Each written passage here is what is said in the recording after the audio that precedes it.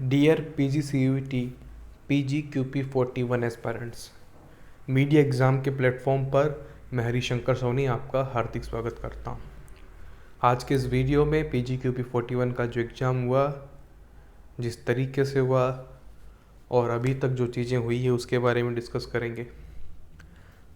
आप सब लोग जानते हैं कि चीज़ें अच्छी नहीं हुई और तरीके से नहीं हुई है। जिस तरीके से एग्ज़ाम मैं सोच रहा था कि इस साल अच्छे से हो जाना चाहिए, या जो कुछ गड़बड़ियाँ मुझे लग रही थी कि हो सकती थोड़ी बहुत, उससे बहुत ही ज़्यादा गड़बड़ियाँ जो है हुई है। ठीक है, देखिए आपका फाइनल आंसर की आपको पता है कि आ गया है। ठीक है, प्रोविजनल पहले आया था तो आप सब लोगों ने अपने मार्क्स जो है कैलकुलेट कर लिए थे। अभी फाइनल आंसर की आ गई है तो आपने फिर से जो है अपने मार्क्स भी देख लिए होंगे। इसमें एक इशू और भी है, वो ये कि आप अभी क्वेश्चन पेपर अपना डाउनलोड नहीं कर सकते हैं।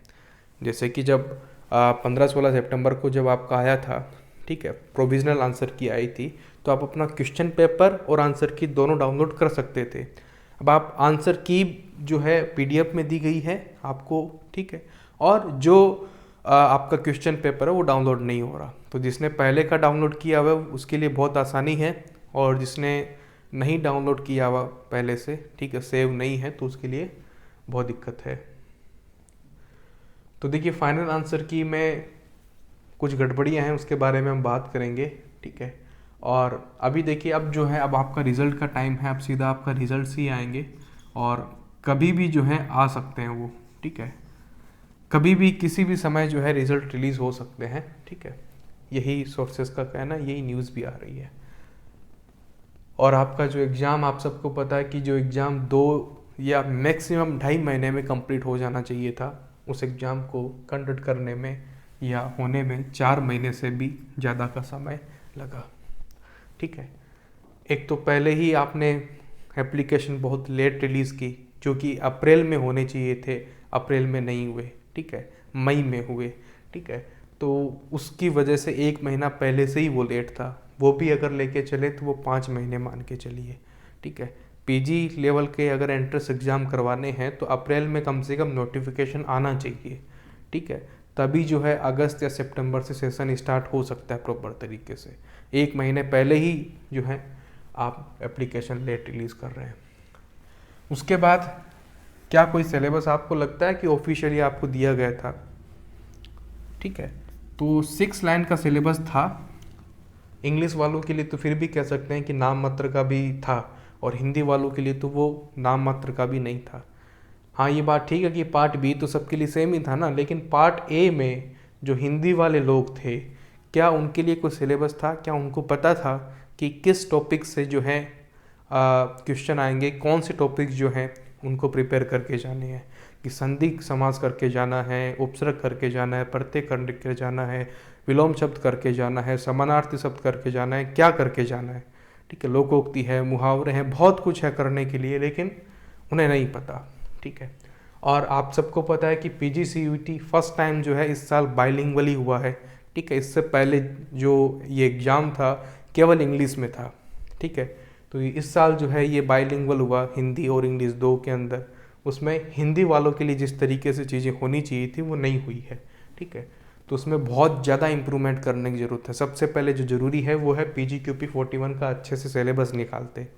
पीजीक्यूपी 40 का सिलेबस आया था एग्ज़ाम से 10-12 दिन पहले, लेकिन 41 का कोई अपडेट नहीं आया। पिछले 3-4 सालों से वही ये कॉपी पेस्ट सिलेबस है ही नहीं, वो 6 लाइंस लिखी हुई है नाम मात्र की, उसे चिपका रहे हैं वो लोग। ठीक है, उसके बाद एडमिट कार्ड्स जो हैं, आपको पता है कि कितने सही समय पर रिलीज़ हो गए थे। एग्ज़ाम सेंटर पहुंचने से पहले तो रिलीज़ हो ही गए थे। ठीक है, और सेंटर तो आपको पता ही है कि कैसे चेंज होता है, कैसे वहाँ पहुंचना होता है।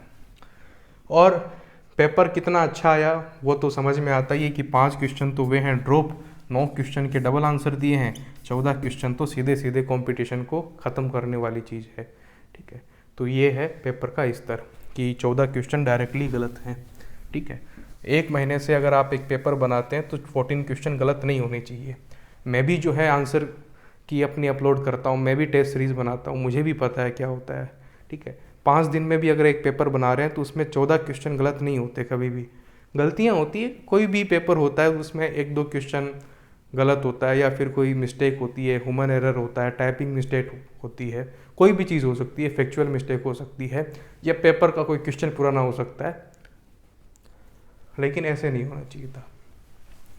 तो 5 क्वेश्चन ड्रॉप हुए तो सीधे तौर पे आपको 20 नंबर मिल जाते हैं। सीधा सा मतलब है कि 20 नंबर का कंपटीशन ख़त्म हो गया। 400 नंबर का पूरा पेपर था, तो 380 में से कंपटीशन अब निकल के आता है 5 क्वेश्चन ड्रॉप होने के बाद। अब 380 तो हो ही गया, ठीक है। अब इसके बाद अब और देखते हैं कि जो डबल आंसर दिए हुए हैं, ठीक है। अब डबल आंसर किस किस में कितने दिए हैं। पार्ट बी के अंदर 2 क्वेश्चन दिए हैं डबल वाले, ठीक है, जिनके आंसर 2 हैं।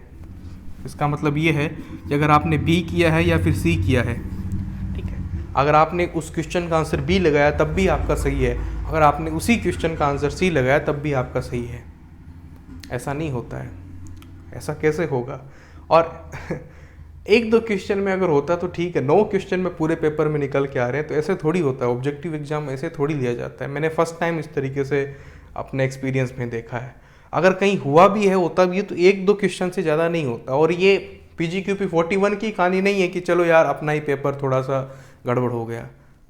हर पेपर कोड की यही कहानी है, ठीक है। तो ये तो पूरी तरीके से मतलब कि गैर जिम्मेदारी, जिस हद होती है ना गैर जिम्मेदारी की, वो हद पार हो गई है यहाँ पे, ठीक है। इससे खराब जो चीज़ें हैं वो कुछ नहीं हो सकती, ठीक है।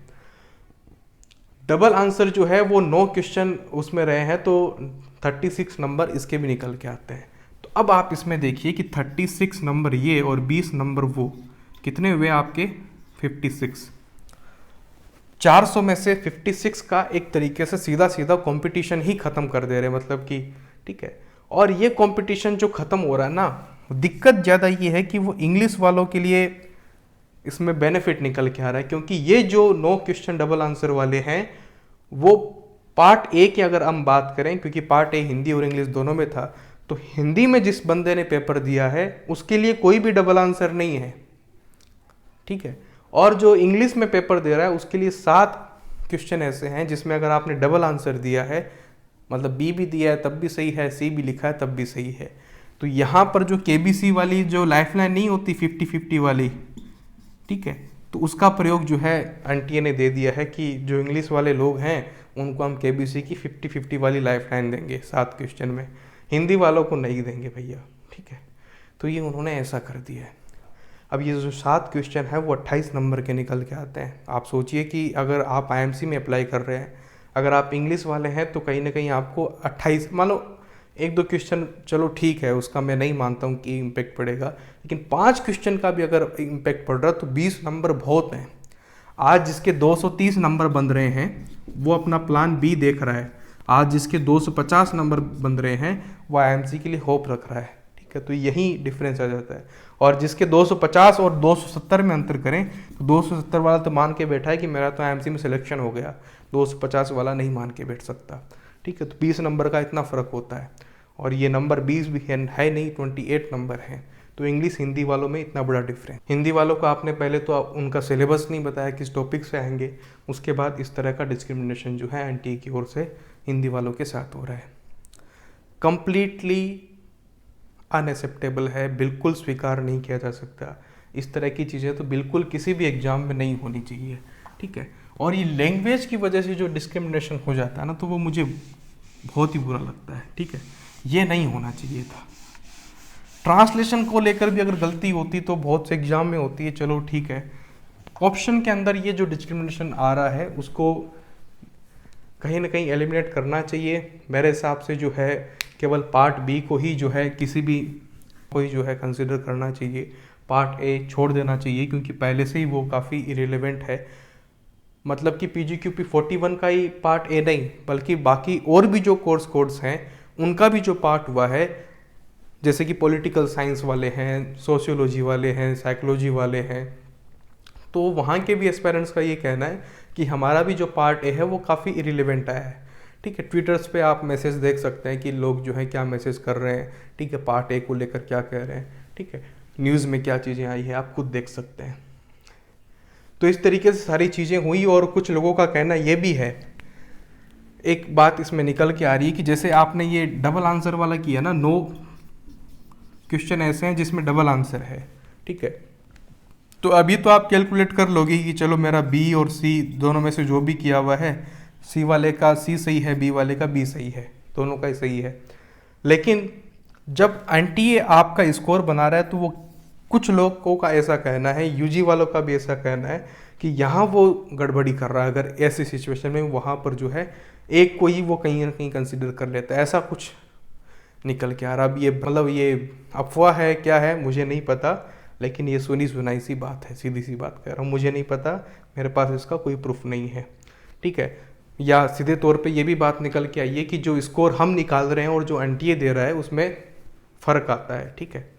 5 नंबर का 10 नंबर का फ़र्क आए, 1-2 क्वेश्चन के नंबर का फ़र्क आए, 8 नंबर का, तो थोड़ी एक्सेप्टेबल बात रहेगी, उसमें कोई दिक्कत नहीं है। लेकिन इससे ज़्यादा का अगर फ़र्क आता है तो मुश्किल है, और फ़र्क आना भी नहीं चाहिए। जब आपको पता है कि आपने क्या आंसर किया था, आपने अपना क्वेश्चन पेपर डाउनलोड किया है ना, उसके बाद आपको पता है कि आंसर क्या है, तो 1 नंबर का भी फ़र्क आना ही नहीं चाहिए। पहली बात तो ये, अगर आएगा तो हम रिज़ल्ट के बाद में देखेंगे कि किस तरीके से चीज़ें हो रही है। आएगा तो फिर एक गड़बड़ियों की जो लिस्ट है उसमें एक गड़बड़ी और जोड़ लेना, और क्या होगा, ठीक है। तो फिलहाल इस लेक्चर में इतना ही। Thank you very much.